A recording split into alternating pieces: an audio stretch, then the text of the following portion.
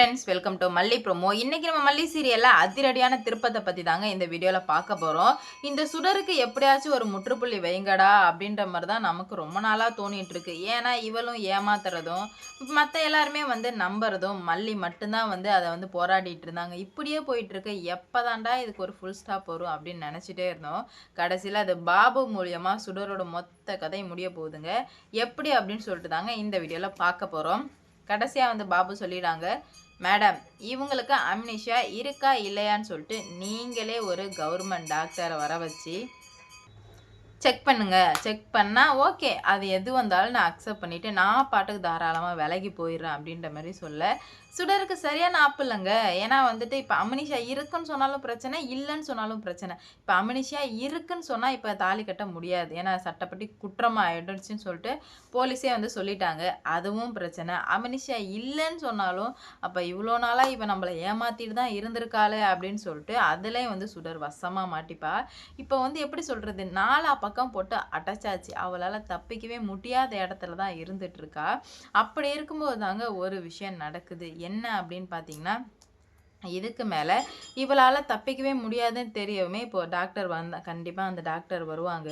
அந்த டாக்டர்கிட்ட எப்படியாச்சும் நம்ம பணத்தை கொடுத்து ஏதாவது மயக்கிடணும், இல்லைனா கண்டிப்பாக நம்ம வாழ்க்கையே கேள்விக்குறியாக போயிடும் சுடர் அப்படின்ற மாதிரி அவளுக்குள்ளே பேசிட்டு பதட்டத்தில் அவளுக்கு என்ன பண்ணுறது போகிறதுன்னு சொல்லிட்டு சுத்தமாக புரியல.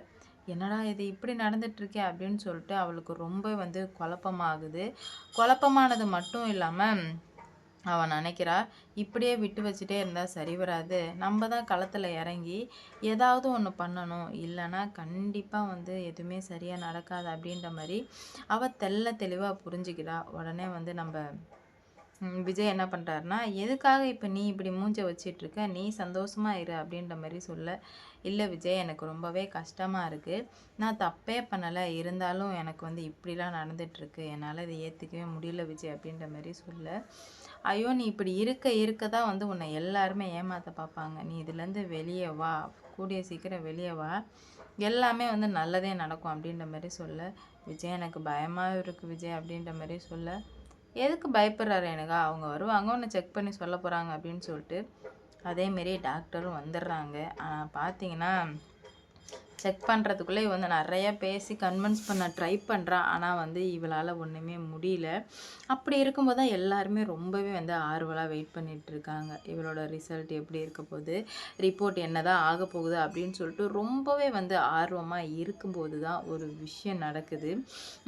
என்னென்னா டாக்டர் அதை கண்டுக்கல. டாக்டர்கிட்ட டைரெக்டாகவே பேசுகிறா, டாக்டர் உங்களுக்கு நான் எத்தனை கோடி எத்தனை லட்சம் வேணால் தர்றேன், ஆனால் நான் சொல்கிற மாதிரி மட்டும் சொல்லிடுங்க டாக்டர் அப்படின்னு சொல்லுவோமே. ஓ!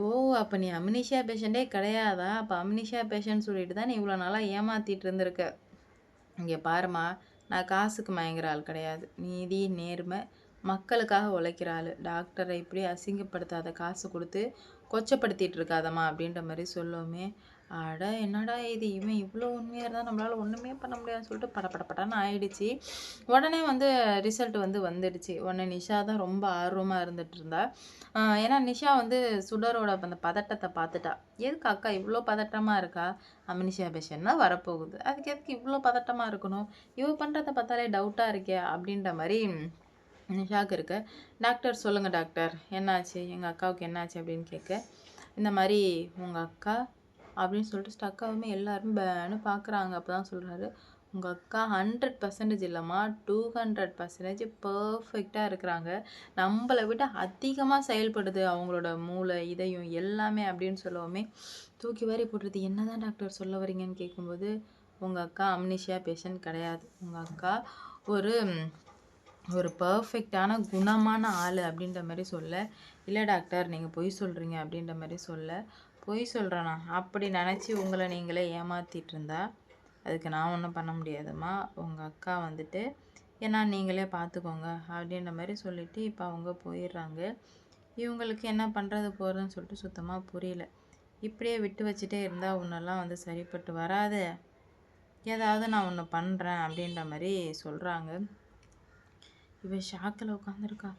என்னடா நடந்துட்டுருக்கு, என்ன ஆகுதுன்னு ஒன்றுமே புரியல அப்படின்ற மாதிரி சொல்ல, அப்போ தான் வந்து சொல்கிறாங்க, இந்த மாதிரி உங்கள் அக்கா சரியான பக்கா ஃப்ராடு, என்கிட்டே வந்துட்டு இந்த மாதிரிலாம் கேட்டாங்க, உங்கள் அக்காவை என்னான்னு பார்த்துக்கோங்கம்மா அப்படின்ற மாதிரி சொல்லுவோமே, என்னடா இது நம்ம அக்காவை பற்றி இப்படிலாம் வந்து இவர் சொல்கிறாரு அப்படின்னு சொல்லிட்டு அவளுக்கும் வந்து ஷாக்கு தான். இருந்தாலும் என்ன பண்ண முடியும், ஒன்றும் பண்ண முடியாதுல்ல. அதனாலே வந்து அமைதியாக போயிட்டுருக்காங்க. இல்லை நீங்கள் வந்து ஏமாத்துறீங்க போகிறீங்க அப்படின்னு சொல்லிட்டு, நான் ஏமாத்துறேனா அப்படின்னு நீங்களே வந்து ஏமாற்றிக்காதீங்க தயவு செஞ்சு. இவங்க சரியான பக்கா ஃப்ராடாக வந்து வேலை பார்த்து பர்ஃபெக்டாக வந்து மூவ் பண்ணிகிட்ருக்காங்க. இதெல்லாம் நம்பாமல் எப்படி இருந்தீங்கன்னா சரிப்பட்டு வரான்னு சொல்லுவோமே, பாபு அப்போவே பாபு சொல்கிறார், நான் தான் சொன்னேன்னே மேடம், சரியான ஃப்ராடு நான் தான் சொன்னேன்னே, நம்பலை, இப்போ அனுபவிக்கிறீங்க, அது உங்களோட தலையெழுத்து அப்படின்ற மாதிரி சொல்லி முடிக்கவுமே என்ன பண்ணுறது ஏது பண்ணுறது சொல்லிட்டு சுத்தமாக புரியல. இது இப்படிலாம் நடந்துடுச்சு அப்படின்னு சொல்லிட்டு, என்னக்கா டாக்டர் இப்படி சொல்கிறாங்க அப்படின்னு சொல்லிட்டு, இல்லை இவர் பொய் சொல்கிறாரு, இவர் சொல்கிறத நம்பாத நிஷா அப்படின்ற மாதிரி சொல்ல, எனக்கு ஒன்றுமே புரியல, யாரை நம்புறது போகிறதுன்னு எனக்கு எதுவுமே புரியல, நான் ரொம்ப பிளாங்காக இருக்கேன் அப்படின்ற மாதிரி ரொம்ப வந்து ஃபீல் பண்ணிக்கிறாங்க.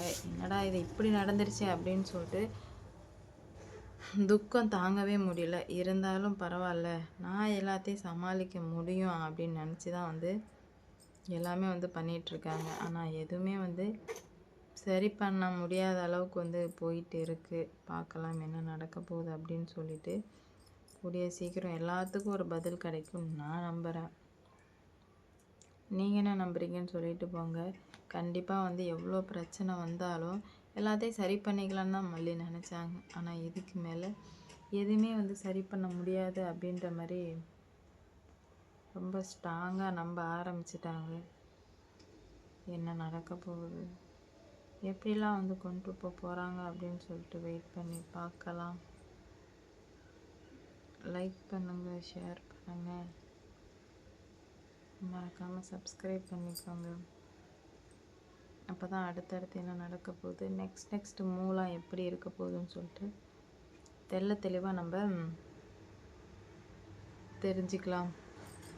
எவ்வளோ பிரச்சனை வந்தாலும் பார்த்துக்கலாம் அப்படின்ற மாதிரி தான் இருந்தாங்க. ஆனால் இதுக்கு மேலே எதையுமே வந்து பார்த்துக்க முடியாது, எல்லாமே வந்து கைமீறி போயிடுச்சு அப்படின்ற மாதிரி தெளிவாக புரிஞ்சுக்கிறாங்க. பார்ப்போம் என்ன நடக்க போகுது, எப்படி கொண்டு போகிறாங்க அப்படின்னு சொல்லிட்டு வெயிட் பண்ணி பொறுமையாக பார்க்கலாம். லைக் பண்ணுங்க. எல்லாருக்குமே அவங்கவுங்க பண்ணுறது கரெக்டு, அவங்க பண்ணால் தப்பு. லைக் பண்ணுங்க, ஷேர் பண்ணுங்க, சப்ஸ்கிரைப்